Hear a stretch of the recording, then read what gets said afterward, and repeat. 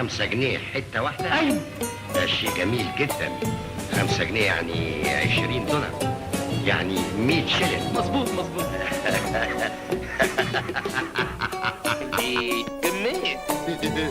جميز دولار لقب عدتك دولار؟ لا، ده لقب ماهيتي.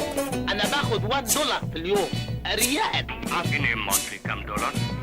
$2.50 عندك كيس. اوه والدولار اسمه كام؟ ها؟ وصلت للدولار بيت اولي بنسك خالص. والله ده احنا اتنطقنا قوي. الدولار دلوقتي يمكن فوق 190. يا ابوي صلاة النبي احسن. الرسمة دي 10,000 دولار، يعني شوية الصغيرين دول يعني دول بيطلعوا 33,000 جنيه وشوية.